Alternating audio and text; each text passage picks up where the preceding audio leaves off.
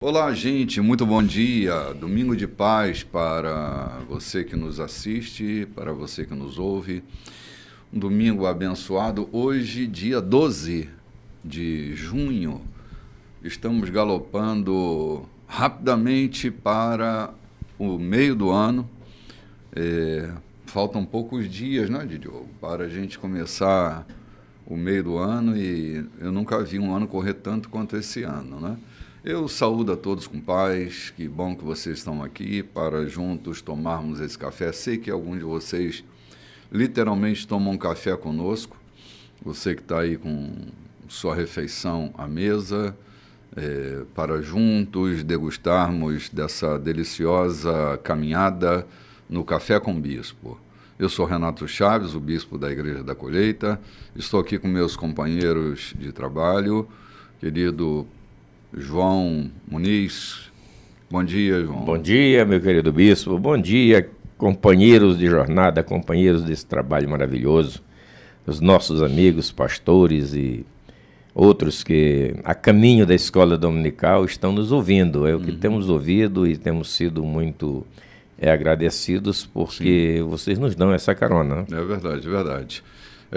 Aqui comigo também minha querida amiga Loide Nogueira. Muito bom dia, Loide. Bom dia, meu bispo. Bom dia a você. O dia hoje está lindo. Venha conosco nessa jornada. Estamos estudando o livro de Atos dos Apóstolos. Nos restam poucos capítulos. Acho que nas próximas semanas nós terminamos a leitura e a reflexão do texto. E hoje nós estamos aqui bem focados no capítulo 21. Paulo vai caminhando para Jerusalém e as coisas estão acontecendo e a gente vai entrar numa aventura muito preciosa, um texto muito rico, escrito por Lucas, que faz o registro, parte dessas viagens ele está presente. Em determinado momento ele faz parte da equipe de Paulo, vai caminhar com Paulo por algumas jornadas, talvez até fique preso com ele em alguma dessas cadeias que Paulo passou, das muitas que ele teve que enfrentar, mas Lucas estava ali e ele faz esse registro maravilhoso que nos enriquece, né? Saber como a igreja ali nos primeiros momentos após a ressurreição e a assunção de Cristo, como que a igreja fica e como que eles vão se deslocando, como a igreja é constituída, que alicerce, que fundamento é esse que faz com que a igreja tenha hoje esse edifício que tem, não é? Aqui estamos tratando do alicerce da igreja. Seria aqui mesmo os atos do Espírito Santo, né? Como o Espírito Santo está se movendo na vida de cada um deles, falando, indicando caminhos. E hoje a gente vai encarar um capítulo muito interessante. Eu quero pedir que minha querida Loide faça a leitura do texto do capítulo 21, né? Se você tem sua Bíblia, abra sua Bíblia, pegue seu caderninho de apontamentos, porque nós vamos começar a refletir agora. Capítulo 21, capítulo maravilhoso, meu bispo. Assim, depois de uma despedida emocionada, seguimos caminho, rumamos para Cós, e no dia seguinte alcançamos Rodes e depois Pátara. Ali encontramos um navio que ia para a Fenícia. Embarcamos e começamos a navegar. Chipre estava à nossa esquerda, mas logo não podia mais ser vista, pois mantivemos o curso para a Síria e finalmente atracamos no porto de Tiro. Enquanto a carga era desembarcada, procuramos os discípulos que viviam na cidade e ficamos com eles 7 dias. A mensagem deles para Paulo, baseada numa percepção concedida pelo Espírito Santo, foi: não vá a Jerusalém. Quando o nosso tempo acabou, eles nos escoltaram até as docas. Vieram todos, homens, mulheres, crianças. Foi uma grande festa de despedida. Ajoelhamo-nos na praia e oramos. Então, após outra rodada de despedidas, subimos a bordo, enquanto eles voltavam para casa. Olha, vamos dar uma paradinha aqui. Que coisa singela, emocionante, e como os afetos eram tão entranhados, como as pessoas estavam tão apaixonadas pela vida. E foram só 7 dias ali, né, João? Uhum. Não foi mais do que uma semana. Foram 7 dias, mas 7 dias que gerou esse sentimento arraigado de afeto. Eu teria tido muita dificuldade de embarcar. Imagino quanto choro, né? Ver as crianças ali, cara, as crianças estavam bem ali, né? As mulheres, os homens, e Paulo, entendendo o caminho do seu destino, mesmo ouvindo o rogo deles para que ele não fosse a Jerusalém, ele tinha uma rota a traçar, um plano a seguir, e ele não vai hesitar em cumprir o plano. Mas a despedida é muito marcante, tu não acha, João? O plano do Espírito Santo, era a vida de Paulo traçada pelo Espírito Santo. Uhum. Então, por mais que a emoção, a dor, o sentimento, não, nós te queremos aqui, Paulo era dirigido pelo Espírito Santo. Uhum. Eu tenho me prendido à leitura desse capítulo há algum tempo e me perguntando por que Lucas faz referência à ilha de Chipre que eles desembarcaram, né? Uhum. Sempre me chamou a atenção, de repente, creio que o Espírito me revela, fazendo entender que lá na carta escrita a Tito, Paulo faz referência à ilha de Chipre como uma importante base do seu ministério. Uhum. Na ilha de Chipre haviam várias cidades. É uma ilha grande, eu já tive a oportunidade de aportar ou de desembarcar lá, fazendo uma conexão. Então, não é uma ilha pequena, é uma ilha grande. Existem várias cidades dentro da ilha, talvez maior do que São Luís. E Paulo fala depois a Tito, ou antes mesmo, ele fala a Tito dizendo: Tito, eu te deixei em Creta para que tu colocasse pastores em cada cidade, em cada igreja de cada cidade. Então, ficava pensando aqui, por que Lucas faz referência a Chipre? Hoje eu entendo que ele estava fazendo referência, talvez até indicado por Paulo, dizendo: olha, lá está Chipre, onde tem grandes igrejas, onde gastamos muito tempo, apesar de não haver registro sobre isso, mas quer nos dizer que Paulo esteve ali e por muito tempo pregou e fundou igrejas em todas as cidades daquela ilha. Então, já era uma saída, era uma despedida, e ele passava lembrando de todo o trabalho que fez, de como fez o trabalho, sem ter de que se envergonhar ou sem ter culpa de não tê-lo feito de forma digna. Os afetos que brotam ali, João, ser querido, ser desejado pelas pessoas é um sentimento muito bom. Amar e ser amado é um sentimento que reconstrói a gente internamente. Porque coisa ruim é você ser expulso de um lugar. E Paulo foi muitas vezes, né? E agora um grupo de irmãos suplica a ele que fique um pouco mais, que não vá. Então, esse estado de ser desejado, nem isso, que é tão forte, conseguiu frear um homem de propósito, né? Ele vai em frente, independente de ter sido querido, amado e desejado naquela região, né? Bem, nós estamos aqui diante de um homem que deixou a sua mãe, a sua família, a sua terra natal, para vir nos servir com o seu conhecimento, com a sua bênção aqui no Maranhão, né? Estou diante do bispo Renato Chaves, que, deixando a sua terra natal, a sua acomodação, a sua casa, vem com a sua família e seus filhos a bordo. Não foi de um navio, ele veio a bordo de um Jeep Toyota, direção mecânica, sem ar-condicionado, dirigindo do Rio de Janeiro até São Luís para cumprir um chamado divino. E nós queremos que esse chamado tenha se consubstanciado aqui na igreja, e não só na igreja, mas em todos os cantos, não só deste país, como também do mundo. Porque esse trabalho que nós estamos fazendo aqui hoje, ele tem repercutido, tem sido ouvido na França. Há poucos dias, lembra que nós tivemos aqui um casal de franceses dizendo: nós acompanhamos todo o trabalho de vocês lá na França.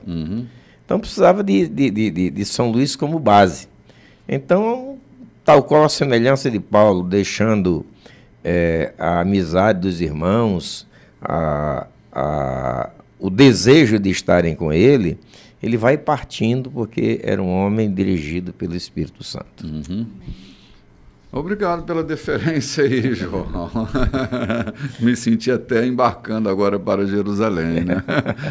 Lloyd, foi uma experiência fantástica essa ali no Porto, né? Incrível. Crianças, seus pais. Imagina as crianças. Ontem, essa semana, tivemos uma experiência, enquanto a ceia era servida, uma criança ali ao redor da ceia, observando a mesa. E é isso, né? As crianças de perto, ali, as pessoas trazendo seus filhos à casa do Senhor, desde pequeno, as crianças ali fazendo parte. Esses pais estavam ali colocando essas crianças desde cedo para ter uma experiência no Evangelho de Cristo. Sim. Isso é lindo. Você imagina a força de Timóteo por causa de sua mãe e de sua avó? Como a influência dessas mulheres, né? Só lembrando aqui a fala de Abraham Lincoln, né? A mão que embala o berço é a mão que rege o mundo, né? A importância que as mulheres exercem sobre seus filhos nas questões, não só da fé, mas nas questões da vida, né? Sim. São as mulheres que deixam essas impressões fundantes na vida das crianças, e a gente vê aqui mulheres, homens, e as crianças estão lá, né? Jesus tem uma relação com as crianças muito forte também, né? Muito linda. Quando Pedro acha que Jesus é coisa para adulto, não, se afastem dele, Jesus, não, deixa vir as crianças, né? Porque é esse momento ingênuo, esse momento em que as coisas mais importantes são marcadas na vida da gente, né? A nossa fase adulta, ela é pilotada pela nossa fase infantil. Então, aquilo que Salomão dizia, ensina a criança, o menino, né? No caminho em que ele deve andar, que ainda quando ele se torna adulto, ele não vai se desviar dele. Eu me lembro, na última ceia, nós cantamos uma música e eu me lembrava da minha pequena infância, quando eu via meu avô cantando, né? Esses hinos da harpa são hinos que estão dentro do meu inconsciente, ali, marcando uma fase da minha vida, do conhecimento de Cristo, né? E eu não posso me esquecer nunca. Lá estão as crianças. Vão virar adultos e nunca vão se esquecer dessa cena, né? Isso mesmo. Verem o apóstolo embarcando para Jerusalém. Eu estou conjecturando aqui, imaginando lá no meu espírito, quantos daquelas crianças não se tornaram sucessores de Paulo nessa missão. Sim, pastores das ao novas longo igrejas desses da 2000 anos que se passaram, quanto essas crianças que viram aquele homem tão importante embarcar na praia, quantos deles foram movidos a se tornarem sucessores, a se tornarem espalhadores dessa mensagem. Então, que a gente não tenha as nossas crianças por excluída do nosso ministério, que eles possam participar conosco, ver, como disse a Lloyd, na ceia passada, enquanto a gente preparava, enquanto a gente celebrava, a criança estava ali por perto da mesa. Em outro tempo, a gente podia pedir que os pais retirassem para que não fizesse feio ali, né? E, na verdade, ele estava fazendo muito bonito, ele estava ali por perto. Isso vai ficar em memória dele. Quando crescer, vai lembrar que ele não foi escorraçado da igreja ou da ceia por conta de um princípio ético. Sim. João, a mesa pascal era uma mesa didática. As crianças participavam da Páscoa. Era uma espécie de neuroassociação, né? Tipo assim, vocês fazem parte dessa mesa. E quando eles se tornam adultos, eles têm certeza que eles fazem parte daquela mesa. Agora nós temos 2 trabalhos na igreja moderna, né? Tirar as crianças porque elas não podem participar da ceia, depois convencê-las de que elas devem participar da ceia, né? Então, assim, é um movimento antididático que a gente faz, afastando as crianças da mesa, né? Apartando. As crianças querem brincar no lugar mais alto, no altar, e aí vai contaminar o altar, como se os adultos não tivessem cheio de contaminações, né? Então, assim, a gente precisa trabalhar melhor essa ideia da criança nos cultos, né? Para que a gente não repita erros antepassados da exclusão das crianças das nossas atividades de fé, né? O judeu tinha uma característica, um princípio muito agradável com relação às suas crianças. Lendo o Salmo 78, que me foge à memória o autor, ele diz: o que nós ouvimos e nos contaram os nossos pais, contaremos aos nossos filhos para que eles contem aos seus filhos. E assim as gerações que nos sucederão não se esqueçam dos feitos de Deus. Isso mesmo. Então, as crianças, que a gente deu uma parada aqui, está tão distante do princípio da leitura, que era a viagem de Paulo, para pegar a importância dessas crianças. Porque se não tivesse importância, o Lucas não teria registrado que as crianças estavam também na praia. Não estavam ali porque não queriam ficar em casa. Estavam ali porque elas faziam parte do contexto da igreja. E como judeus, as crianças sempre foram importantes no aprendizado. Eu visitei uma sinagoga em Jerusalém e no momento cultico, né? E quem fazia leitura da Torá era um menino de 12 anos. Toda a leitura era feita por uma criança, um menino de 12 anos fazendo toda a leitura para que depois o rabino fizesse a explanação. Todavia, as crianças são inseridas no contexto desde cedo. O Salmo 78 é um salmo de Asaf, né? É de Asaf, né? É, salmo de Asaf. João, a gente está pegando uma pontinha de todo o texto, mas uma ponta importante, que é refletir sobre as nossas atividades, não só das nossas atividades culticas, mas também das atividades de fé do nosso movimento pela vida, né? Há famílias que excluem as crianças na hora de se resolver problemas, então crescem adultos que não sabem resolver problemas, né?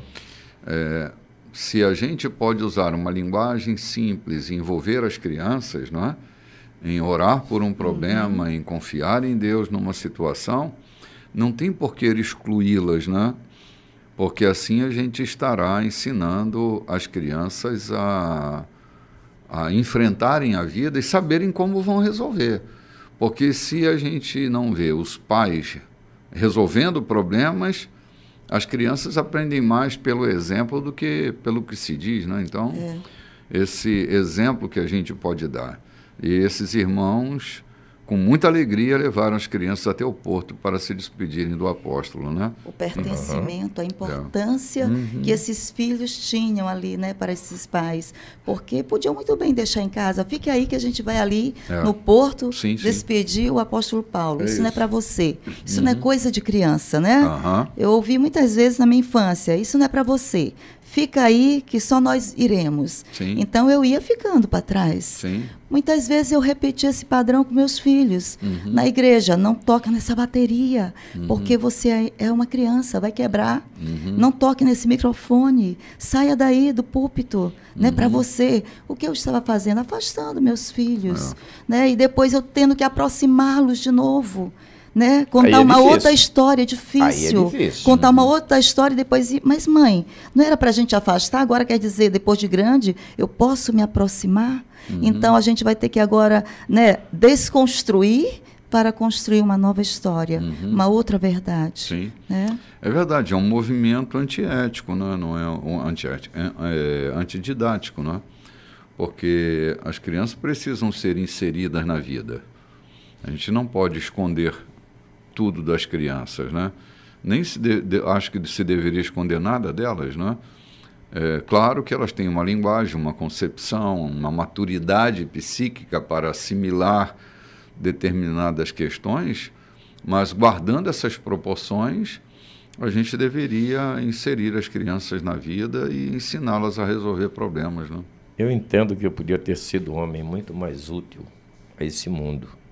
Sempre fui muito perspicaz, muito arguto, mas na cultura que fui criado, as crianças não podiam ouvir a conversa de dois adultos. Se não podiam ouvir a conversa de dois adultos, quando eu me tornei adulto, o que eu aprendi? Se os adultos não podiam me ensinar conversando, resolvendo problemas que você acaba de dizer. Então eu tive que descobrir, rasgar o mundo com as minhas próprias mãos, para ver o que estava encoberto, para que eu pudesse providenciar a solução. Eu digo, eu podia ter sido muito mais útil. Me considero útil, mas podia ter sido muito mais. Se tivessem me deixado, tivessem permitido-me a participar do contexto adulto, que já era possível assimilar alguma coisa. Então, o que nós estamos dizendo aos nossos ouvintes? Não queremos mudar a sua didática com seus filhos, mas estamos aqui prestando a nossa informação, o que temos aprendido, o que temos vivido, e o exemplo pessoal. As nossas crianças fazem parte. Evitar as crianças de fazerem parte da igreja, até de brincarem dentro da igreja depois que o culto termina, é afastá-las da igreja.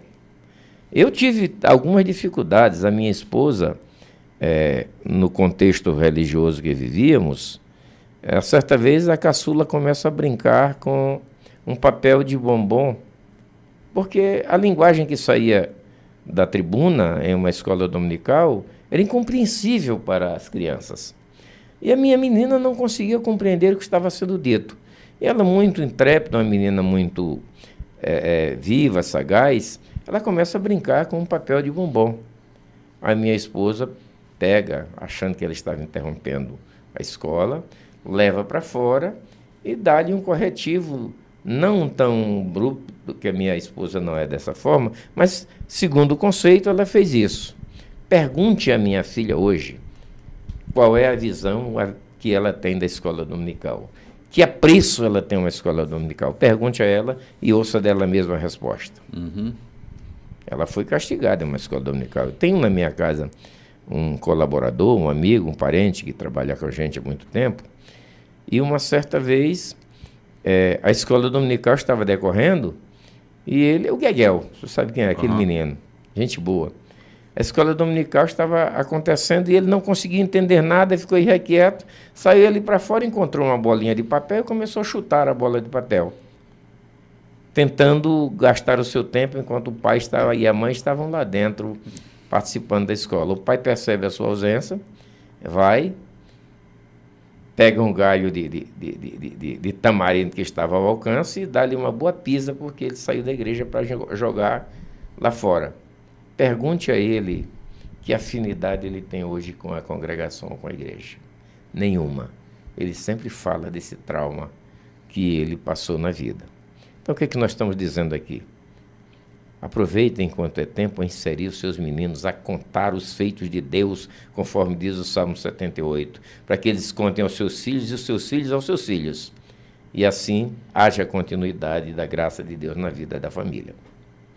Eu estava pensando, João, que nessa coisa do adulto e da criança, eu vi muitas vezes adultos dizerem assim: criança, vai para lá, aqui é conversa de adulto. Eu vou te ser vos ser, né, muito verdadeiro. Eu não me interesso muito por conversa de adulto, não. Eu gosto mesmo de conversa com criança. Porque conversa de criança é conversa sincera, despretensiosa, interessante. Sem malícia, né? Sem malícia. Outro dia eu li um texto de um amigo que ele dizia que a criança perguntou a ele, à meia-noite, a carruagem da Cinderela não virou abóbora? Os cavalos não viraram ratos? Por que o sapatinho continuou sendo de cristal e não virou tamanco? Sabe, conversa de criança me interessa. Conversa de adulto nem sempre é conversa interessante. Às vezes é para falar mal dos outros, às vezes é para lidar com impropérios, mas conversa de criança é muito boa. Crianças silenciadas são adultos tagarelas, porque elas se silenciam, viram uma panela de pressão. Quando se tornam adultas, elas falam pelos cotovelos, não é? Então, que tenhamos mais equilíbrio, que deixemos as crianças participarem um pouco mais da atividade da vida. Das despedidas dos homens de Deus. Das despedidas dos homens de Deus. Gente, está na hora da gente tomar o cafezinho da gente. Nós vamos ali e voltamos já já. Muito bem, gente, estamos de volta. Esse é o segundo bloco da nossa programação. Você que chegou agora. Esse é o programa Café com Bispo e nós estamos aqui no segundo capítulo do nosso programa de hoje, estudando o texto de Atos 21. Uma aventura fantástica com a participação ativa das crianças na despedida de Paulo. Mas antes da gente entrar no texto, quero dar uma dica para você. Hoje, dia 12 de junho, nós temos agora às 9 horas da manhã o nosso encontro terapêutico. Se dá aqui na Igreja da Colheita, é uma roda terapêutica muito preciosa. A gente tem levantado assuntos de extrema importância para uma vida cristã saudável, para uma vida psíquica saudável. Tem sido muito legal, quero convidar você para estar conosco todo domingo às 9 horas da manhã, na rua Santo Antônio, número 14, aqui no Recanto do Vinhais, bem na curva do 90, ao lado do Pneus Estrela, está a rua Santo Antônio, e a gente fica aí a, 100 metros da Jerônimo de Albuquerque. Quero lembrar também que toda terça-feira, às 19 horas, pontualmente, temos uma live que nós chamamos de No Divã da Graça. São anos de trabalho no Divã da Graça, acho que perdi a conta de quantos anos, não é? Era toda quarta-feira, agora a gente mudou para terça para arrumar melhor a semana. É um oásis no meio da semana que você pode, no Instagram, @Igreja da Colheita, participar conosco. Tem sido também um encontro fantástico. E agora, às quintas-feiras, também às 19h30, quintas-feiras, no @Igreja da Colheita, a live transmitida ao vivo, e também o culto presencial. Esse encontro de oração também é presencial. Então, ele é presencial para os que estão perto e para aqueles que estão longe, a gente transmite a live toda quinta-feira. E não esquecendo de avisar você que no próximo domingo, é o terceiro domingo do mês, nós temos o nosso café da manhã, café fantástico, onde a gente tem um encontro de comunhão extraordinário aqui na Igreja da Colheita, e você também é nosso convidado, né? 12 mais 7, 19. Dia 19 de junho, nosso café da manhã, e você é convidado para estar conosco, né, João? Quer falar um pouco sobre o café, João? Tudo bem, a gente fala no final do próximo programa. Então tá bem. Então nós vamos avançar na leitura aqui do texto do capítulo 21, versículo 7, né, Loide? É isso aí, vamos continuar aqui a partir do versículo 7. Assim, uma rápida jornada de Tiro a Ptolemaida completou a viagem. Saudamos nossos amigos cristãos ali e ficamos com eles um dia. De manhã fomos a Cesareia e ficamos com Filipe, o evangelista, um dos 7. Filipe tinha 4 filhas que eram virgens e profetizavam. A visita durou vários dias e um profeta da Judéia, chamado Ágabo, veio nos ver. Ele encaminhou-se diretamente para Paulo, pegou o cinto dele e, num gesto dramático, amarrou-se, mãos e pés, e disse: "Isto é o que o Espírito Santo diz. Os judeus de Jerusalém irão prender o homem a quem este cinto pertence. Desta maneira, e vão entregá-lo a pagãos muito maus." Quando ouvimos isso, todos nós imploramos a Paulo que deixasse de ser teimoso e desistisse da viagem a Jerusalém. Mas ele foi irredutível. Por que tudo isso, gente? Por que todo esse drama, tornando as coisas ainda mais difíceis para mim? Vocês não entendem? A questão não é o que vão fazer a mim em Jerusalém, se vão me prender ou me matar, mas o que o Senhor Jesus irá fazer por meio da minha obediência. Não conseguem ver isso? percebendo que era inútil insistir, desistimos. Está nas mãos de Deus. Senhor, seja feita a tua vontade. Isso aconteceu pouco antes de pegarmos a bagagem para ir a Jerusalém. Alguns dos discípulos de Cesareia foram conosco e nos levaram à casa de Minason, que nos recebeu calorosamente como hóspedes. Natural de Chipre, ele era do grupo dos discípulos mais antigos. Vamos dar uma paradinha aqui. Gente, é dramático. Eu confesso que preciso receber coragem dessa natureza, porque eu não recalcitraria quanto aos pedidos dos irmãos. Mas Paulo está tendo uma visão muito além da dor e do sofrimento. Ele está vendo como a vida dele pode ser semeada no solo da vida de uma maneira mais profícua, mais abundante. Quando ele diz em outra ocasião de que a vida dele era como um vinho de libação, só para deixar registrado, o vinho de libação era aquele vinho que não era digno de ser bebido pelos homens. E ele, então, era derramado no chão como uma oferta. É como aquela água que o Davi recusa beber, daquele soldado que se expõe sua própria vida para pegar água para ele. Quando ele chega, ele derrama água no chão. Não era uma desfeita, era o reconhecimento da importância da vida que aquela água tinha, né? Então, Paulo não está fazendo muito caso se ele está sendo, vai ser torturado, se ele vai ser preso, se ele vai ser açoitado. O que importa é que aquela ida dele a Jerusalém ia redundar em coisas tão mais gloriosas e profundas que o apelo, o rogo dos irmãos só tornava mais complicado esse conflito interior dele, não é? O desejo de ir por causa da glória e o rogo, a súplica dos irmãos, buscando poupá-lo de sofrimento e também da morte, não é? Mas ele ainda assim vai avante, não se importando muito com o cuidado dos irmãos. Não é que ele não se importasse consigo, com a própria vida, com a sua própria vida e com o sentimento dos irmãos. É que a vida dele era esse vinho de libação, o vinho derramado no chão da vida, né? Paulo, talvez naquele momento, já estivesse vislumbrando o discurso que faria e a impressão ou as marcas que ficariam no coração do rei Agripa. Uhum.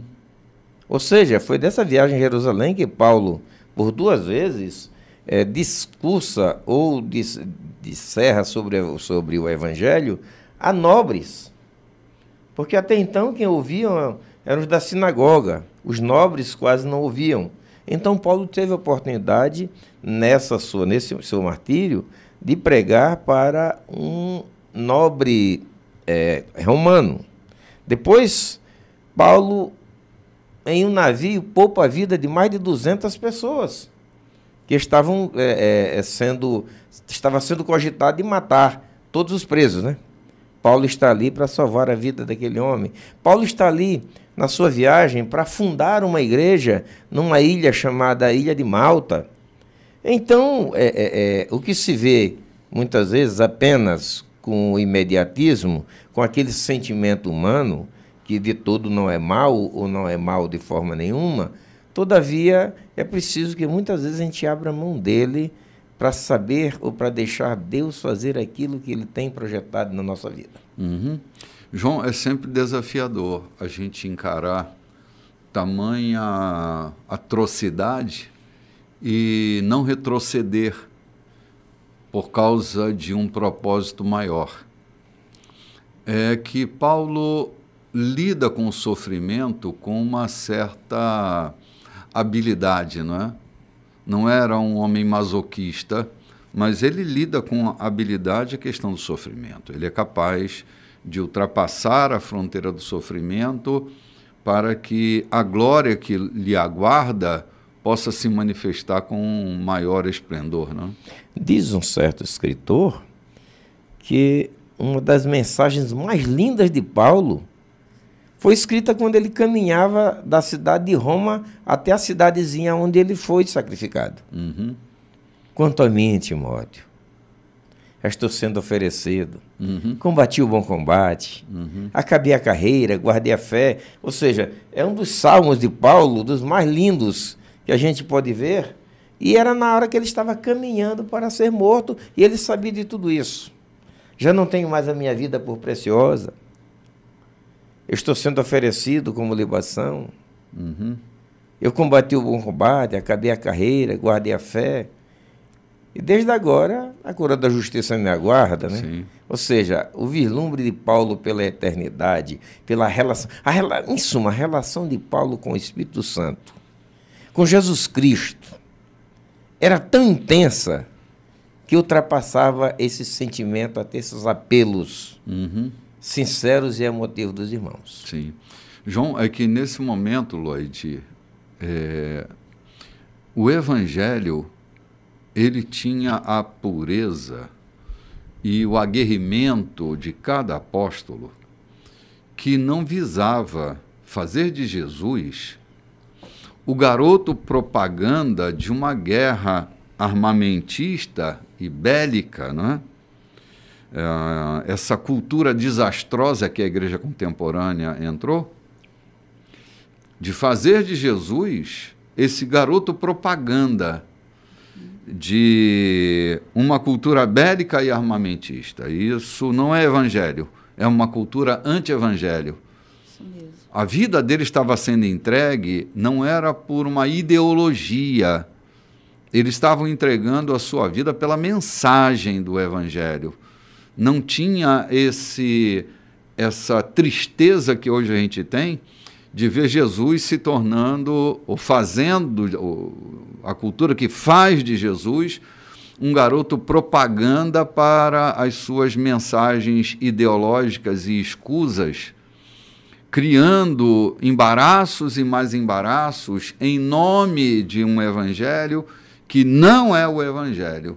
Então, a gente vê como a igreja hoje pouco se parece com Jesus. Essa igreja de afetos doces, de criança, e a igreja de hoje, elas têm uma distância assim, imersível, né? Uma distância que não dá para se medir. Não se parece com Jesus.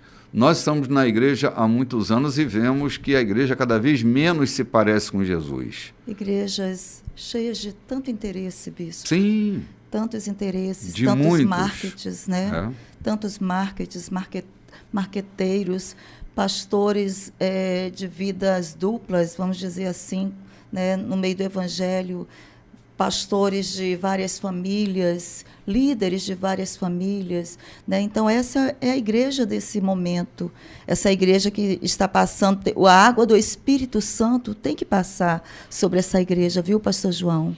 A água do Espírito Santo de Deus tem que lavar essa igreja. Muitas vezes a gente está dizendo, será que ainda vai haver um avivamento? Claro, o avivamento está aí. Está aí. Está aí o avivamento. Na minha casa eu começo o dia com avivamento. O meu bom dia dentro da minha casa é um avivamento. Sim, essa expectativa episódica é desastrosa, sabe? Porque não conseguem viver o avivamento, então criam uma expectativa fantasística, episódica de um avivamento. De um movimento parecido com o avivamento. Sim, onde o Palácio do Planalto se tornará uma grande catedral. Será uma tragédia se isso acontecer. Será um desastre se isso acontecer.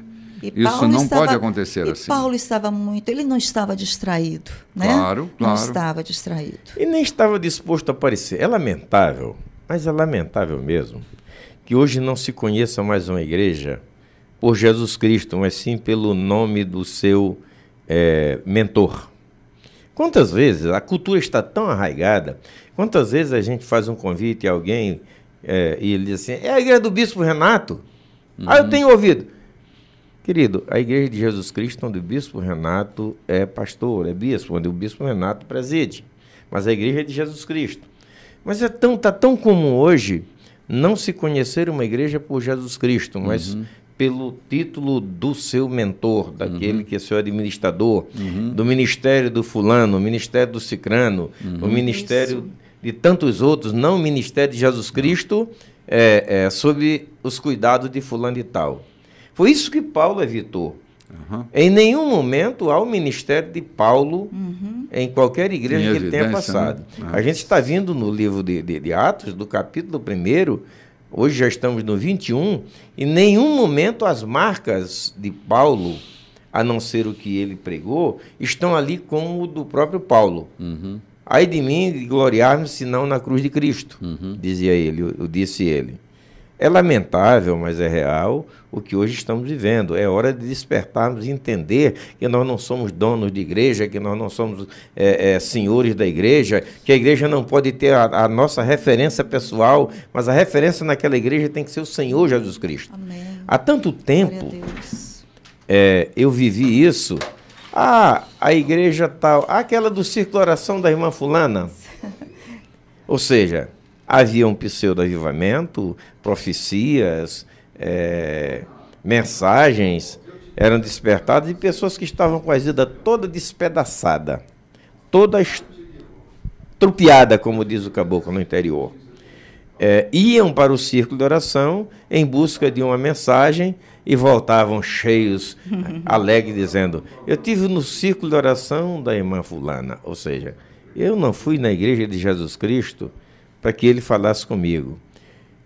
Eu fui ouvir uma mensagem na igreja do bispo Renato, eu fui ouvir uma mensagem na igreja do bispo fulano, do pastor fulano. Gente, isso me dói o coração, porque este cidadão de quem nós estamos comentando, de quem Lucas está escrevendo, em nenhum momento ele nos deu uma lição, um exemplo de que a igreja era dele, do que o ministério era dele, do que o que ele estava fazendo era isso mesmo. Para ele e para a sua própria glória. Sim, exatamente, João. Essa semana alguém me disse assim, porque lá na sua igreja, eu disse, não é minha. Não é minha. Não é minha de verdade, não é minha. Mas você não é o bispo da igreja? Eu falei, eu sou Renato, o bispo da igreja. Ser o bispo da igreja não é ser o dono da igreja. Ser pastor da igreja não é ser o dono da igreja. A gente faz gestão. Alguma gestão a gente faz. Mas a gente não é dono. O dono da igreja é Jesus. Isso não é uma teoria, né? Isso é uma relação prática. Se Jesus não é o dono da igreja, isso não é uma igreja. Porque é um clube religioso, né? É um clube religioso. Então, assim, é bom a gente entender isso para a gente não se perder, não é? E não se arrogar, porque alguns se assenhoram mesmo, né? Ô, bispo. Paulo, discutindo muitas vezes nas suas cartas, né? Ele fala daqueles que se assenhoram das pessoas, né? Se tornam donos das pessoas. Isso não é o movimento do evangelho. É algum charlatão, algum vilão, algum déspota que tenta se apropriar daquilo que não lhe pertence, né? Com tristeza, eu faço um relato. Não estou querendo falar da vida de ninguém aqui, mas com tristeza eu faço um relato de que há uns 3 anos atrás eu saí com a minha esposa, andando pela Baixada e seguimos viagem aí a 300 quilômetros talvez, fomos visitar um amigo, pastor. E ao chegarmos na cidade, fomos à casa dele, tomamos um café e ele começou dizendo, eu tenho congregação em tal lugar, eu tenho congregação no povoado Ouro, eu tenho congregação no povoado tal, eu tenho. Eu olhava para minha esposa e via quanta tristeza, porque não é a igreja que tem congregação e nem Jesus Cristo, mas ele me dizia assim, com tanta ênfase, com tanto orgulho, com tanta vaidade, eu tenho uma congregação em tal povoado, eu tenho uma congregação em tal povoado, que me pareceu ele ser realmente o dono da igreja. Então, a gente tem vivido isso hoje, é lamentável. A gente está falando aqui, amigos ouvintes, não é para falar mal de ninguém, não é essa a nossa intenção, falar mal de ninguém. A gente está puxando para despertar na gente, porque nós somos seres humanos, tendenciosos a querermos adonar daquilo que é de Cristo. Somos seres humanos tendenciosos a querermos adonar daquilo que é do outro, e especialmente do que é do Cristo. Lá no princípio do Novo Testamento, nós já vimos Herodes evocando para si uma glória que era de Cristo. Então nós não queremos que ninguém saia sendo comido aí por verme, por qualquer coisa. É por isso que nós estamos falando e não queremos aqui infamar, não queremos inodoar a vida de ninguém, não estamos aqui para criticar a vida dos amados pastores, dos nobres companheiros, mas queremos aqui aproveitar para divertir e ver que Cristo é tudo em todos e nós somos apenas seus cooperadores. João, eu estava rindo aqui. Quando você estava falando, estava me lembrando de um pastor. Ele estava muito irritado, porque alguma coisa aconteceu lá na igreja, opiniões divergentes. Aí ele deu um soco na mesa e diz: quem manda nessa droga aqui sou eu. Essa droga é para ser mais. Essa droga era a igreja.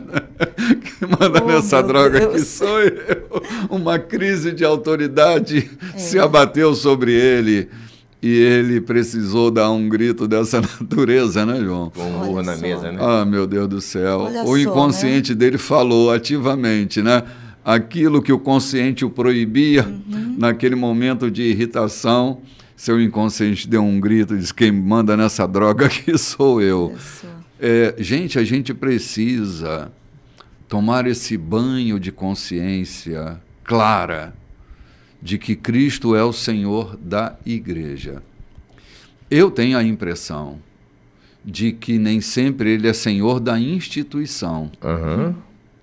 Mas da igreja orgânica, Ele é Senhor. E vem aí, bispo, agora mesmo, ontem... Não há outro, né? Ontem foi dia de uma discussão na Assembleia Federal sobre proibições, limitações de cultos. Eu respondi a alguém dizendo: é provável que Deus permita alguma coisa acontecer, porque lá de cima Ele está vendo a avacalhação que está sendo feita em seu nome. Igrejas que são constituídas em seu nome, e exatamente aquilo que Jesus Cristo disse: Senhor, nós pregávamos em tuas ruas, quando eles disseram a Ele: em teu nome nós curávamos os enfermos. Apartai-vos de mim, que eu não vos conheço. Mas em teu nome nós operávamos milagre, em teu nome nós pregávamos em tuas ruas, nós construímos igrejas em teu nome, e apartai-vos de mim que eu não vos conheço. É possível que Ele permita que coisas, que limitações, que proibições venham a acontecer às instituições religiosas, porque elas não estão falando em nome de Cristo, estão se prevalecendo no nome dEle, fazendo como Simão. Um jantar bonito, quando Jesus Cristo é apenas a figura para atrair pessoas, não para ser honrado. Exatamente. É essa figura do Simão, né? Que Jesus estava ali na casa dele o tempo inteiro. Para decorar a festa dele. A festa de ressocialização dele, né? É o arroz de festa. É o arroz de festa. E estava Jesus lá e Jesus disse para ele: cara, eu estou aqui desde que eu cheguei, tu não me honraste de maneira nenhuma, né? Estou aqui como sua figura decorativa, porque quem me honrou foi essa mulher que vocês estão tentando condenar aí, né? É isso aí.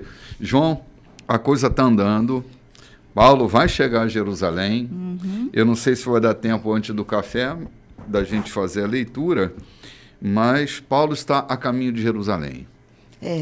A caminho de uma experiência única, onde, como disse oportunamente João, ele vai se deparar algumas vezes com a corte de Jerusalém, com as pessoas mais importantes ali do contexto político, e vai poder expor o Evangelho de maneira muito clara e convincente, e disso ele não podia abrir mão. Essa glória que vinha pela frente, não é?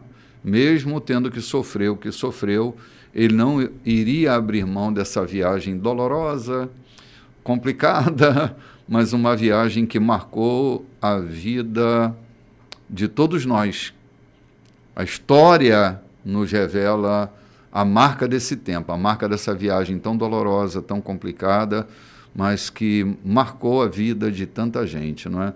A gente vai se preparar aqui para tomar um cafezinho e a gente volta daqui a pouquinho.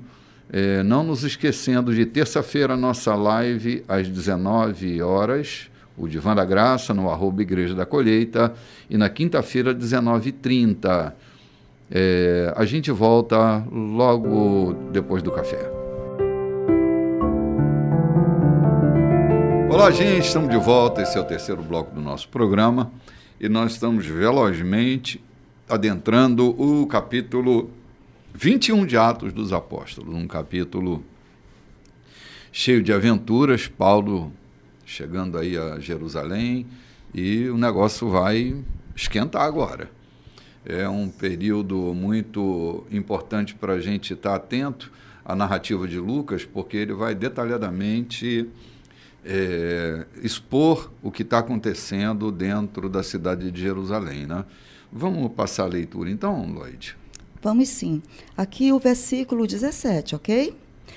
Em Jerusalém, nossos amigos nos receberam de braços abertos, com muita alegria. Logo na manhã seguinte, fomos levar Paulo para ver Tiago. Todos os líderes da igreja estavam lá. Depois das saudações e de conversar um pouco, Paulo contou em detalhes o que Deus havia feito entre os não-judeus pelo seu ministério. Eles ouviram com prazer e deram glória a Deus. Eles também tinham uma história para contar. Vejam o que está acontecendo aqui. Milhares e milhares de judeus consagrados a Deus passaram a crer em Jesus, mas há também um problema. Eles estão mais zelosos do que nunca em observar as leis de Moisés e ouviram dizer que vocês aconselham esses judeus que vivem cercados por gente de outros povos a se afastar de Moisés, afirmando que eles não precisam circuncidar os filhos nem guardar as tradições. Isso desagradou muito a todos eles. Estamos preocupados com o que poderá acontecer quando descobrirem que você está na cidade. Isso vai dar problema. Aqui está o nosso conselho. 4 homens do nosso grupo fizeram um voto que envolve purificações rituais, mas não tem dinheiro para pagar as despesas. Junte-se a eles, a esses homens, em seus votos e pague as despesas deles. Assim, todos vão ficar convencidos de que não há verdade nos boatos que circulam a seu respeito e que você é de fato zeloso das leis de Moisés. Ao fazer esse pedido, não estamos voltando atrás no acordo sobre os não-judeus convertidos. Tudo o que escrevemos naquela carta está de pé. A saber, o cuidado em não se envolver em nenhum tipo de idolatria, em não servir comida ofensiva aos judeus cristãos, como é o caso do sangue e da carne ritualmente impura, e em guardar a pureza moral no sexo e no casamento. Ainda bom. Bom, Paulo concordou, né? Vamos terminar aqui no versículo 26, né? Paulo concordou. Juntou-se aqueles homens em seus votos e pagou as despesas deles. No dia seguinte, foi ao templo oficializar o voto e ficou ali até que os sacrifícios adequados foram oferecidos e o tempo fosse cumprido. Caramba! É de se pensar nessa estratégia de Paulo. Posso imaginar o quanto isso deve ter custado a ele, a ter que se render para que a paz pudesse imperar e não criar dificuldade para essa ortodoxia desses cristãos judeus que ainda estavam se fiando na lei de Moisés. E Paulo mostra com isso que não há nenhum problema em ser judeu, não há nenhum problema em que esses judeus cumpram a lei de Moisés. Está mostrando maturidade e está mostrando uma firmeza e uma flexibilidade invejável. Porque depois de ter conquistado tudo que ele conquistou, na graça de Deus, avançando na pregação do Evangelho aos gentios, essa ideia dada pelo grupo dos apóstolos de Jerusalém não gera irritação nele, pelo menos aparente irritação, não. Ter concordado não só em fazer o voto, mas também em pagar, em financiar o voto daqueles que não tinham dinheiro para isso, né, nos mostra como a gente precisa aprender a ser tolerantes com aqueles que pensam diferente de nós. Não conivente, mas tolerantes. Mas tolerantes. Sermos capazes de entender nossos irmãos mais ortodoxos e não ironizá-los, criticá-los e debochar deles porque não cresceram tanto quanto nós. Os mais fortes têm a missão de ser sustentação para os mais fracos. Paulo nunca desdisse o que ele já tinha dito sobre essa coisa de flexibilizar para os mais fracos, tipo não comer carne com os que não comem carne, não beber vinho com os que não bebem vinho. Isso não tira dele a autenticidade do seu ministério. Uma vez até que ele foi liberado e enviado para os não-judeus. O que me impressiona é a expressão de Tiago dizendo que a multidão, né, milhares e milhares de judeus naquela época abraçaram a fé em Cristo. Mas eram judeus. Então, assim, rituais dos judeus é rituais dos judeus. O que me causa espécie hoje é ver a igreja querendo se tornar judia, tentando judaizar, utilizando-se das festas dos judeus, dos rituais dos judeus, para mostrarem alguma espiritualidade com isso, não é? Então, hoje a igreja anda aqui na contramão, é os gentios querendo ser judeus, é os gentios querendo cumprir as regras dos judeus. Nenhum problema em ser judeu, não era antes nem é agora. O problema é gentio querer se tornar judeu, né? Na prática ritual, enquanto que não é necessário absolutamente nada disso, não é? Paulo demonstra essa flexibilidade, para mim, gigante, e não ofende ninguém com isso. Com isso, pelo contrário, gera leveza, né? Me lembro quando eu era menino, eu usava uma barba grande e eu fui convidado para pregar numa igreja e aceitei, eu gostava, eu era assim, eu queria pregar em tudo quanto era lugar, né? Na rua, na praça, dentro do trem. O ímpeto da juventude. O ímpeto da juventude. E me chamaram para pregar numa catedral bonita. E aí eu aceitei, mas aí uns 2 dias depois me disseram, olha, mas é preciso tirar a barba. Falei, como assim? Aí eu fui para casa, né?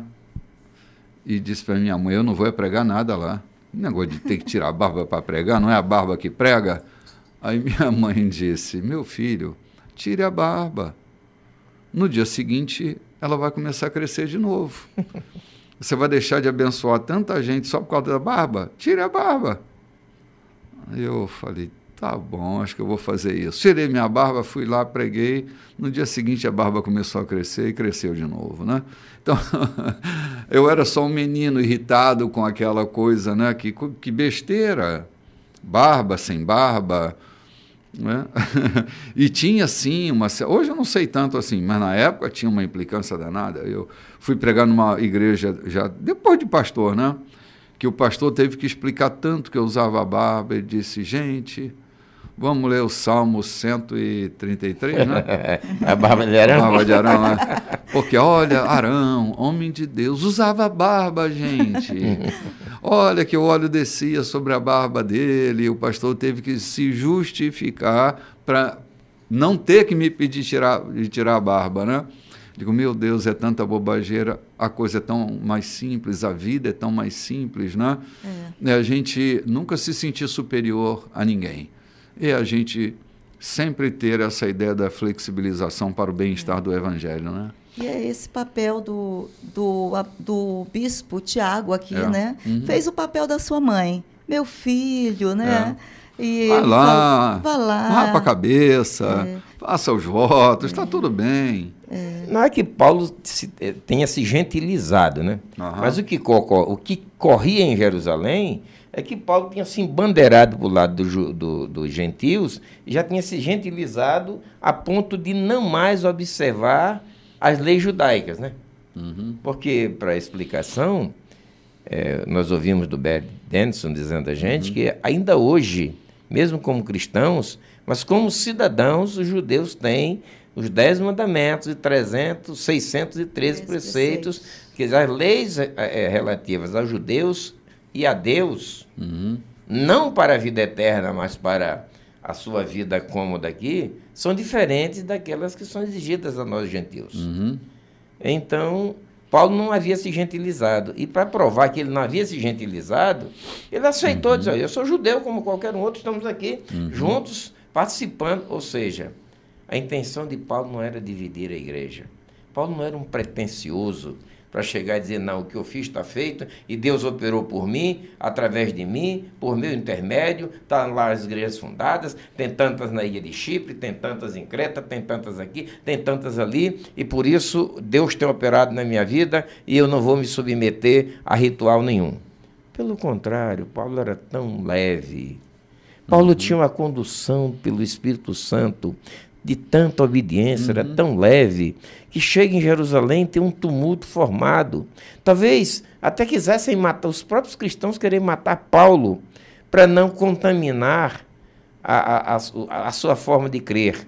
Creram em Cristo, todavia, queriam observar os preceitos. Não, se é isso, não tem problema não, eu faço, eu pago a despesa, eu me junto, eu não quero criar escândalo, eu vim aqui, foi ver vocês, foi abraçar vocês, então se é para dormir no chão, a gente dorme, não tem problema nenhum, se é para a gente visitar aquela igrejinha lá, onde não tem o que comer, e rasgar o pé no barro, a gente vai, porque eu quero é que a igreja, que o nome de Jesus Cristo cresça, e por meu intermédio ele seja glorificado, eu não estou aqui para quebrar o pau com ninguém. Então, Paulo aceita tudo aquilo, era um ritual, salvo engano, esse voto era um ritual judaico, né? Que criavam votos, raspavam a cabeça e submetiam uma série de coisas como uma forma de purificação judaica, não era isso? Então, Paulo submete tudo aquilo e aquilo dava clareza de que aquele grande homem, aquele famoso homem que o mundo todo se quedava diante dele, por onde passava queriam matá-lo porque não resistiam, estava ali simples e humildemente pronto para não criar um escândalo da igreja. Exatamente, cara. É essa leveza, Lloyd, que a gente precisa desenvolver na vida também, né? É a gente se adaptar a cada lugar que a gente chega sem perder a essência da gente, né? Eu acho muito interessante o papel do Tiago aqui. O Tiago sempre dá boas ideias, né? Lá no Concílio de Jerusalém, ele também foi aquele que trouxe, né, toda aquela paz, aquele conselho todo, e aquele novamente, dando o conselho, lembrando o conselho, né, o registro daquela carta. E olha, Paulo, ele tinha uma missão, ele sabia que a missão dele era com os gentios, ele não ia perder tempo aqui com detalhes, com coisas bobas, né? Claro. Ele disse, não, vamos em frente. Vamos em frente, que a minha missão está garantida lá na frente. Né? Era esse papel de episcopo que ele exercia, né? Assim, ele não foi separado para ser o episcopo da igreja como uma promoção. Era o papel que ele desenvolvia a partir da própria vocação dele para a vida, né? De ser um conciliador, de ser um orquestrador. Então, dentro do grupo de apóstolos, é interessante, né? E os apóstolos de Jerusalém estavam debaixo da orientação dele. Ele era o bispo, não é? Não, era dos mais velhos. Pedro era bem mais velho que ele. Sim, né? Mas ele era o grande maestro dessa equipe, né? Hoje, assim, os apóstolos estão governando sobre os bispos, né? Nessa época, os bispos governavam sobre os apóstolos, né? E ele tinha sempre essa voz pacificadora, né? A voz pacificadora, em duas grandes ocasiões, essa e quando Paulo é liberado para anunciar o evangelho aos gentios, ele exerceu esse papel com maestria, né? Quando Pedro vem lá de Cesaré, também, sim, com aquela também, situação João, todinha, lá estava Tiago, com maestria, ordenando, entendendo, fazendo entender. Essa é a missão que Deus dá a cada um da gente.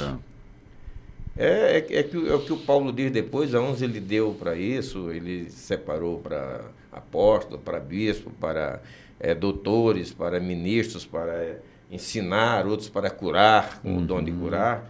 E esse Deus multiforme, né, na sua forma de agir, Deus único, mas com a multiforme graça e maneira de agir entre nós, né? Sim. Esse Tiago, assim, há alguns Tiagos aqui na Bíblia, né? Esse Tiago, ele é irmão do Senhor. Isso. Ele faz parte daquele grupo de irmãos, né? O Judas, o Tiago, que eram irmãos do Senhor. E eu fico aqui só imaginando, é minha imaginação, né? Da relação dele com o seu irmão mais velho, né? Jesus era o irmão mais velho daquela família.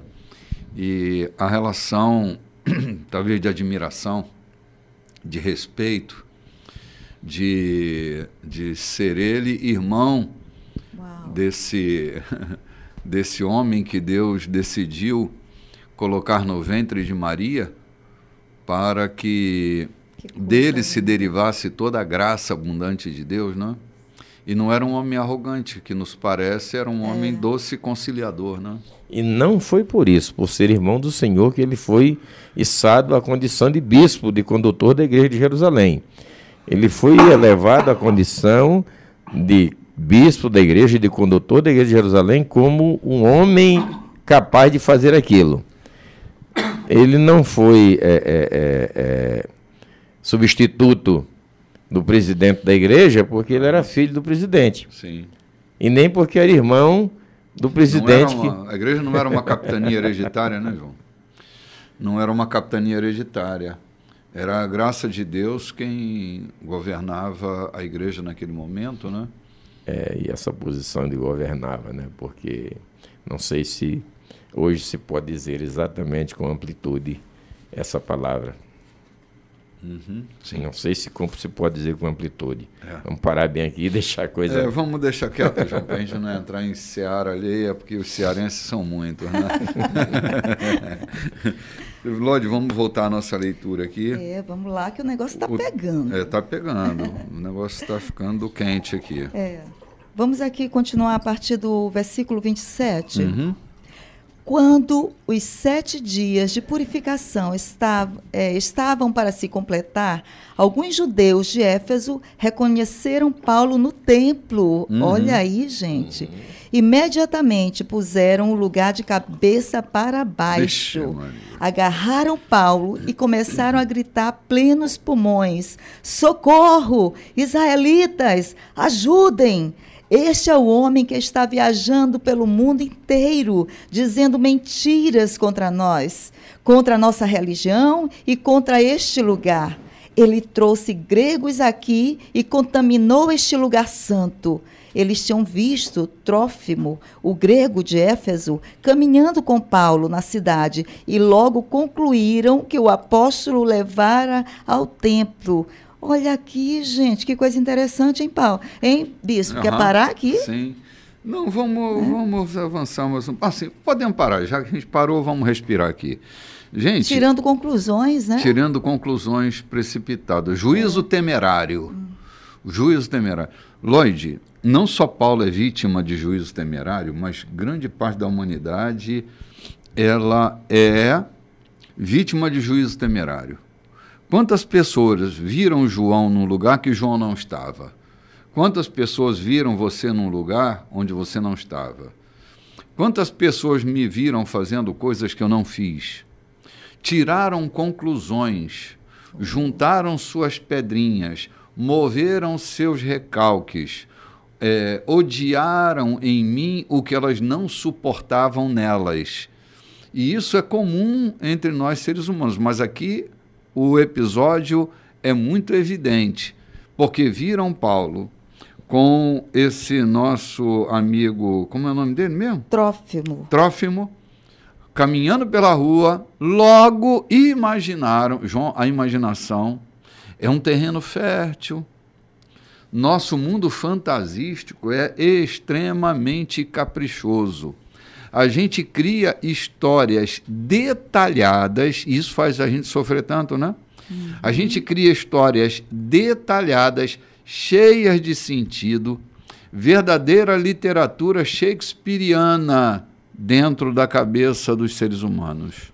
Bispo, desde que nós vemos lendo o livro de Atos, a cada momento que nós passamos para acompanhar a caminhada de Paulo, não houve um lugar onde Paulo se estabelecesse que não chegavam esses judeus arruaceiros, defensores, zelosos da lei.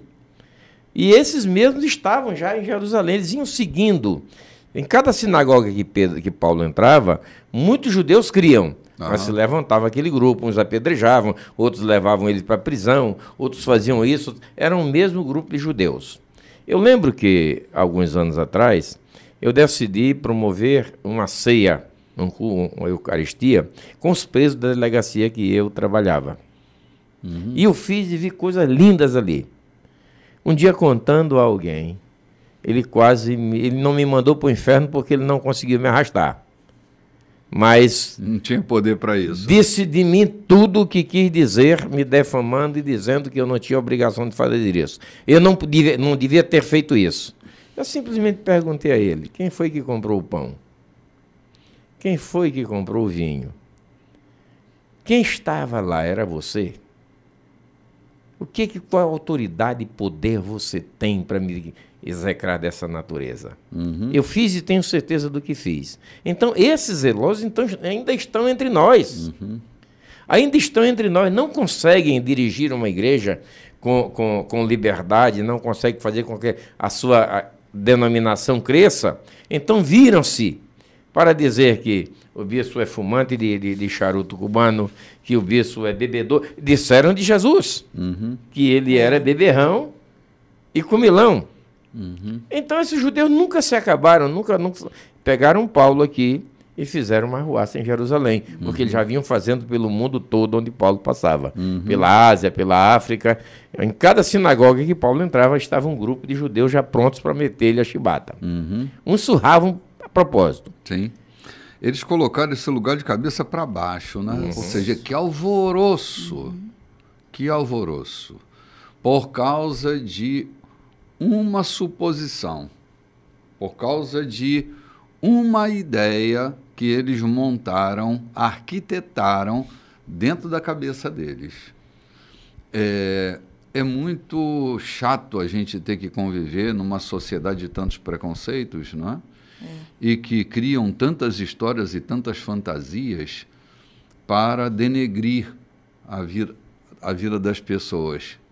É chato isso. Muito chato. Eu já vi famílias romperem por causa de fofocas, vamos dizer, né? Boatos, calúnias, né? Por falta de alguém tirar uma conclusão precipitada, não ir atrás da verdade. O que está por trás daquilo ali? É isso mesmo que os meus olhos viram? É isso mesmo o que eu ouvi? Então, muitas vezes eu já vi professores sendo despedidos de escola porque pai pensou que era uma coisa que aconteceu com o filho e, na verdade, foi outra. A verdade era outra. Então, isso é muito chato. E o apóstolo Paulo tem que passar por isso e a cidade inteira condenando, né? Então, é isso. Uma tristeza. Vamos continuar a leitura aí? Ok, vamos aqui. Versículo 30, né? 30. Logo, a cidade inteira estava alvoroçada.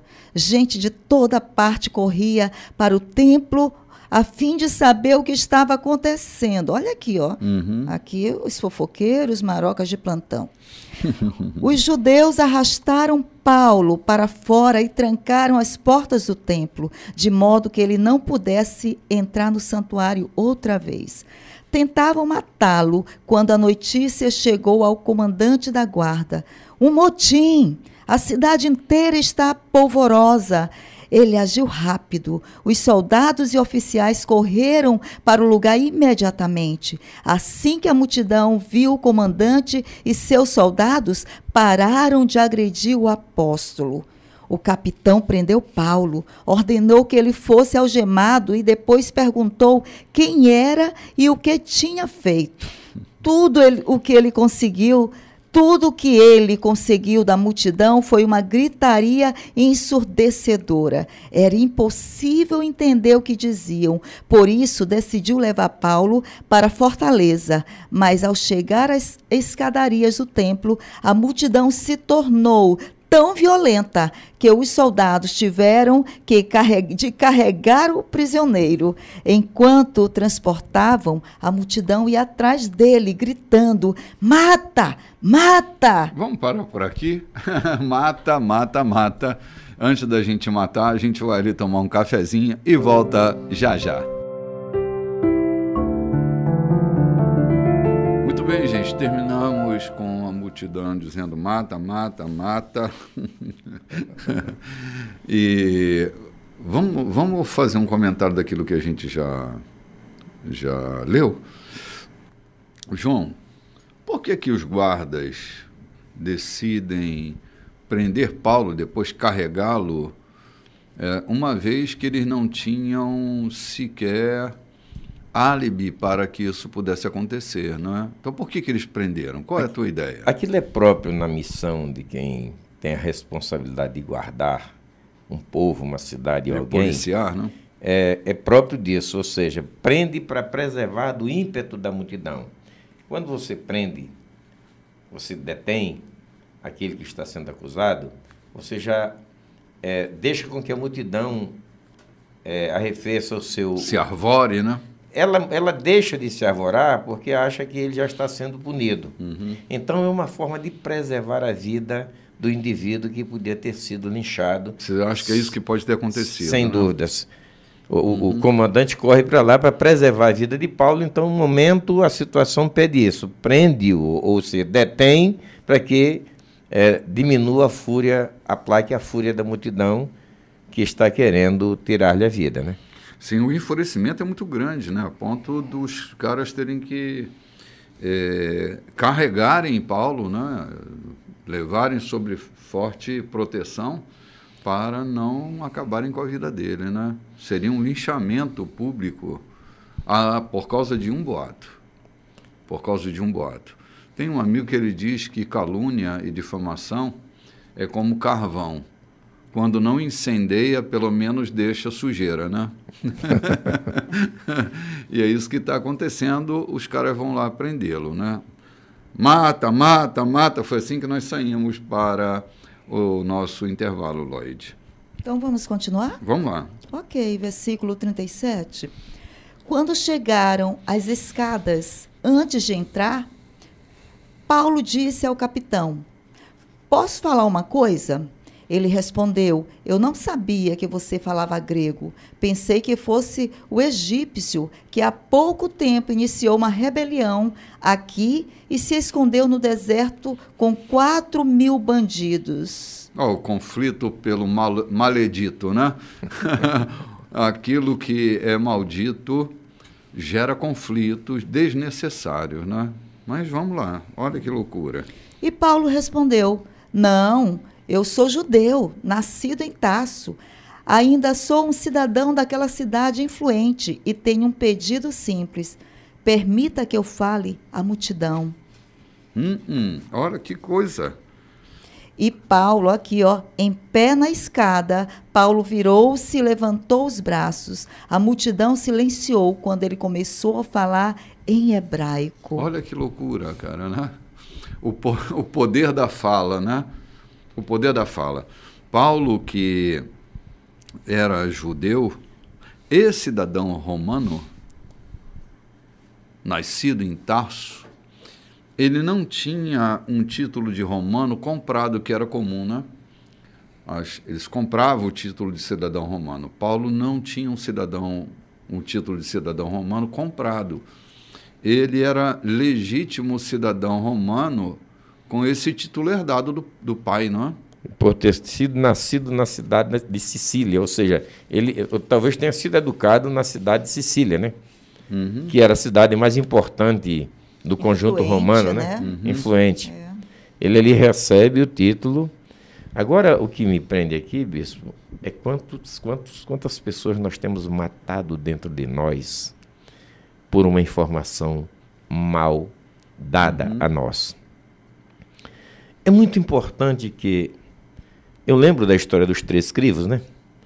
O cidadão chega e diz, preciso lhe dizer uma coisa, para o pastor da cidade. Pastor, preciso lhe dizer uma coisa. Pois não. Eu queria só que você crivasse o que você vai me dizer. Passe nos 3 crivos, você vai me dizer. Você tem certeza que você veio aqui me dizer é verdade absoluta? Bem, foi o que me disseram, né? Já não passa no primeiro crivo. Você tem certeza do que você me trouxe, a informação que me trouxe, vai trazer benefício à sociedade, à igreja, a mim e a você? Disse, não, eu apenas ouvi falar do irmão fulano, assim, assim. Eles já não passam no segundo. E o que você vai me dizer? Não vai difamar e nodoar a vida de ninguém? Ele disse, pastor, até logo, estou indo embora. Acabou a história. Não passou por peneira nenhuma, né? Não passou por peneira nenhuma. Ou seja, é importante que nós, líderes, tenhamos um grande cuidado ao ouvir a respeito de fulano, cicrano, de membro da igreja, de um outro pastor, de um outro colega, de um outro amigo, porque denúncias, calúnias, difamação, invejas, são arquitetadas todos os dias, sem o menor cuidado. Veja o que até o próprio comandante pensava de Paulo, que era um egípcio arruaceiro, que havia feito uma sedição em Jerusalém. Por quê? Porque a multidão estava enfurecida.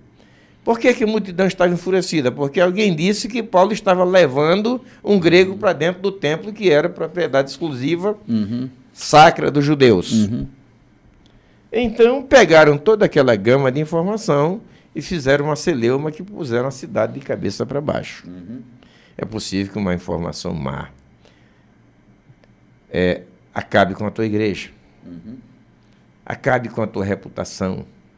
Tenhamos o cuidado de, ao ouvirmos alguma coisa de alguém, primeiro, ter o cuidado de saber se aquele mensageiro é digno de crédito. Isso é importantíssimo saber se é digno de crédito. Se quer saber da vida da gente, tem que perguntar a gente, né, João? Tem que perguntar a gente. Ainda que uma pessoa ande que a gente, caminhe com a gente, se é uma coisa pessoal, não é quem caminha com a gente quem deve responder. É com a gente mesmo que tem que responder, né? Pessoal, eu tenho sido tão atacado, não vou dizer assim atacado, mas tão questionado pela forma como nós vivemos, como nós tratamos a igreja que nós trabalhamos, que nós dirigimos. Mas me disseram isso, até pessoas que nem cristãos, que nem frequentam a igreja. Bem, você quer saber como vivemos, vai nos visitar. Participe com a gente. Anda com a gente, né, Ande com a gente, esteja com a gente, conheça, participe dos nossos cultos, do nosso trabalho, que você vai sentir, ou você vai saber como nós vivemos, e não apenas ouça o que boateiros andam dizendo por aí. Então essa talvez seja a melhor forma. Ande com a gente, nos conheça. Sabe quem somos nós? Eu já fui tão defamado por aí, por pregar heresia, por ter me tornado um herético, porque hoje faço parte de uma igreja onde a ceia é para todos aqueles que creem em Cristo, e não para aqueles que estão santificados e purificados, como o judeu, para entrar no Santo dos Santos, sacerdote, eu sou um sacerdote. Quanto eu tenho sido execrado pelo meu próprio povo, porque não sigo as regras e costumes, que são apenas regras e costumes e que não se coadunam com as Santas Escrituras. Mas foram preceitos. Então, eu simplesmente digo, caminhe conosco, nos visite, participe conosco. Alguns têm atentado para isso. Eu não sabia que vocês viviam, o que é modo de viver, o cristianismo de vocês é isso. Sim, essa calúnia levantada contra Paulo mostra como a sociedade vive, né? elas têm uma imagem interna de nós. Eu tenho falado bastante sobre isso, que nossas imagens internas sobre alguém não é a verdade sobre esse alguém. Nós temos essas imagens internas, criamos um símbolo em nós e vamos tentar nos relacionar com essa pessoa de acordo com o símbolo que está dentro de nós, não exatamente como é a pessoa. Isso pode ser uma tragédia para as relações, não é? E a gente precisa ter a experiência pessoal. Jesus diz assim: viu teu irmão pecar? Vai ter com ele só. Vai ter com ele só. Se você conversar com seu irmão e ele se arrepender daquilo, você salvou seu irmão e está tudo certo. Agora, se ele não te ouvir, vai com uma testemunha. Uma testemunha não é um acusador, é uma testemunha. Se ele ouvir vocês dois, está tudo resolvido. Mas se ele insiste no erro e não quer se arrepender, então, se ele faz parte da comunidade, conversa aí com a comunidade para que a comunidade tome lá a providência, né? Então, há fóruns a serem resolvidos, né? Quer saber da minha vida?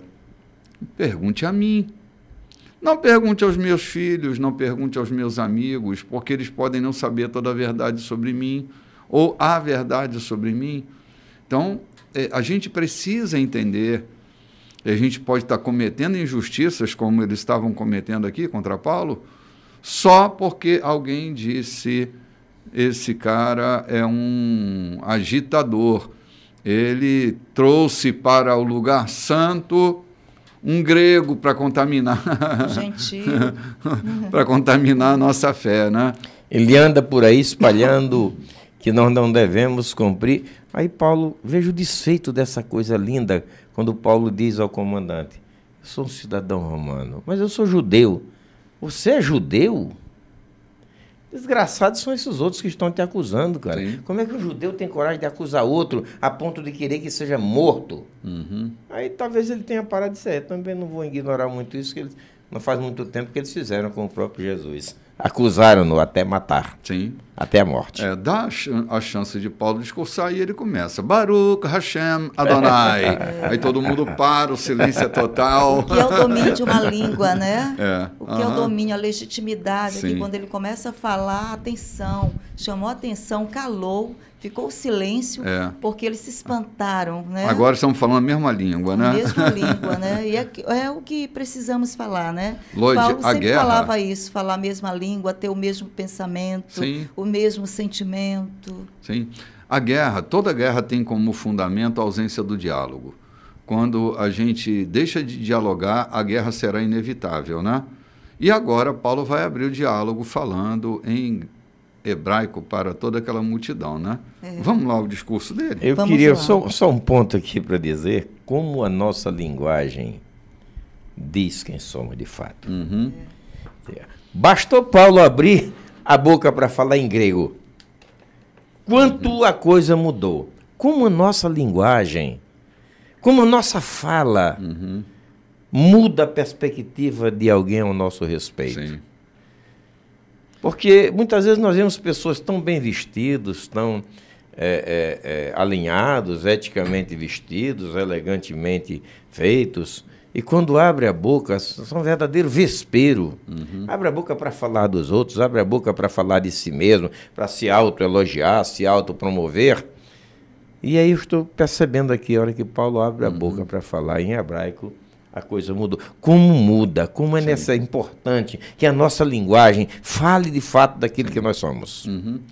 Heidegger dizia que o homem habita na sua linguagem. Né? Não é exatamente disso que o texto está tratando, mas nós habitamos na nossa linguagem. Mas é quase isso, porque a hora que Paulo fala em grego ou em hebraico, o contexto da multidão muda, todo mundo para, Eles silencia. se reconhecem na linguagem. Eles se reconhecem na linguagem, eles reconhecem Paulo na sua própria linguagem.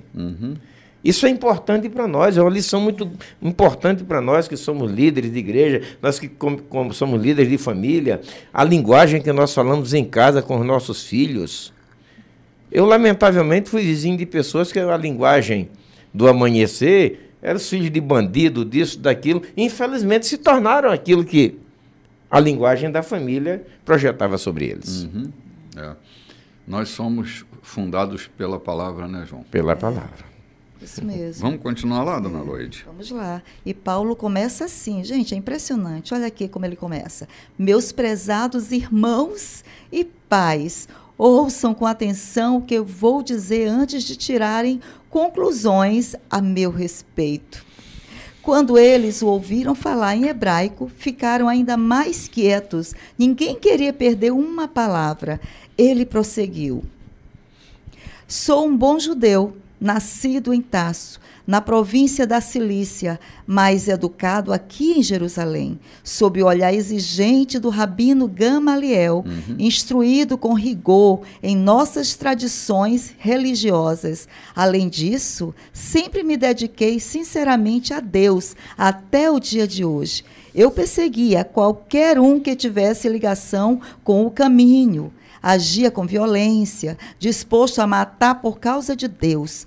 Persegui homens e mulheres e lancei muita gente na prisão. Se tem alguma dúvida, perguntem ao sacerdote principal ou a qualquer membro do concílio. Eles me conhecem muito bem. Certa vez, fui até nossos irmãos de Damasco, munido de documentos oficiais que me autorizavam a caçar os seguidores de Jesus que viviam lá, prendê-los e trazê-los de volta a Jerusalém para serem sentenciados. Quando eu me aproximava de Damasco, por volta do meio-dia, uma luz intensa brilhou do céu e caí ao chão confuso. Então ouvi uma voz: Saulo, Saulo, por que você me persegue? Quem és, Senhor? Perguntei. Ele disse: eu sou Jesus, o Nazareno, a quem você está perseguindo. Meus companheiros viram a luz, mas não ouviram a conversa. Então eu disse: Senhor, o que devo fazer? Ele disse: levante-se e vá a Damasco. Ali será dito tudo o que você deve fazer. Entramos em Damasco, mas não foi nada como eu tinha planejado. Eu estava cego e meus companheiros tiveram de me guiar pela mão. Encontrei-me com Ananias, homem de reputação excelente, observador das nossas leis. A comunidade judaica de Damasco pode confirmar. Ele me deu o maior apoio e disse: volte a ver. Olhei e logo eu estava olhando para ele. Eu estava enxergando outra vez. Ele disse: o Deus dos nossos antepassados escolheu você para ser parte do seu plano. Você acabou de ver o justo inocente e o ouviu falar. Você será uma testemunha muito importante do que viu e ouviu. Levante-se. Seja batizado e purificado dos seus pecados e conheça a Deus pessoalmente. Podemos avançar até o versículo 21. Ok. Pois bem, aconteceu tudo como Ananias disse. Mais tarde, eu estava de volta a Jerusalém, orando um dia no templo, meio confuso na presença de Deus, e vi o justo e inocente de Deus. Ele me disse: depressa, saia daqui o mais rápido que puder. Nenhum judeu em Jerusalém vai aceitar o que você diz a meu respeito. No início, questionei, mas quem tem melhores credenciais? Todos sabem que eu era obcecado por caçar quem te seguisse. Eu os agredia na sinagoga e os jogava na cadeia. E quando Estevão, tua testemunha, foi assassinado, eu estava lá, segurando a capa dos assassinos. Agora eles me veem como convertido. Quem melhor do que eu para falar agora?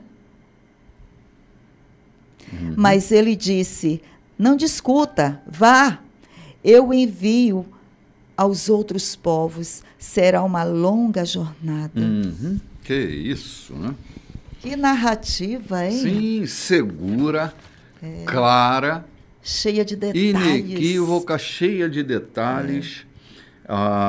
É essa a defesa nítida de Paulo, não negando a sua fé, não se desfazendo da sua religião.